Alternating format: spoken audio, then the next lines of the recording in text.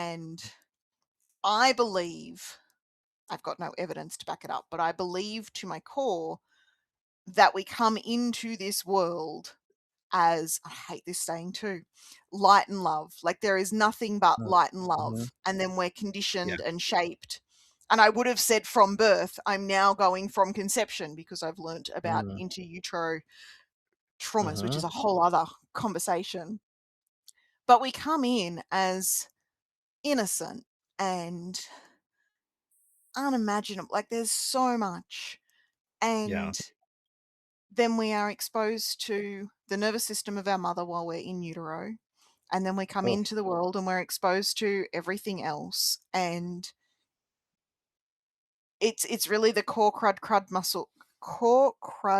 crust model, which I use a Ferrero Rocher as an example of. So mm. in the middle of the Ferrero Rocher, and I'm more than content to be like, I'm looking for the nut within. Like I'm quite content to view myself as the Uh-huh. nut within.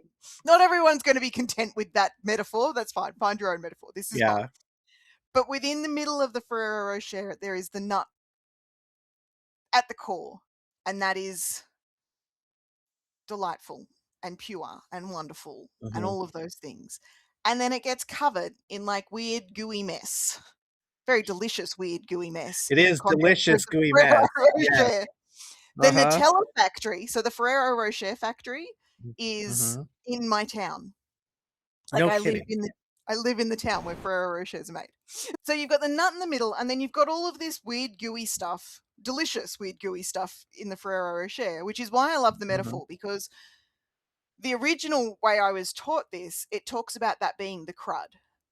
And Mhm. crud just gives a really weird connotation. Delicious, gooey, Nutella-y goodness is a much Yeah. more delightful thing. And then on the outside, so what happens is we've got the nut within, and then there's this weird gooey stuff that we gather, but it's really hard to hold all of that together. And so we create this Mm. casing. And that's the same for us as people. There's the nut within, then there's all of this conditioning and weird shit that we've gathered along the way. And then there is the mask that we put on for the outside world. And what I love most about the Ferrero Rochers, as the example, is that it's then coated with the fragments of the nut within. And so that metaphor, that's how I see us. And my perception is that our goal is to get back to the nut within. When we crack the crust, we're faced with the weird gooey stuff. If we want to look at why we're self-sabotaging, it's because we're neglecting parts of ourselves. Most people are wading through their conditioning without looking for the light inside. And there Mm. is a light inside, and we all deserve to connect with that. Conditioning, is that the word that means, like, the stuff we were taught, all the stuff we were taught? All the stuff we were taught. Yeah. So Yeah.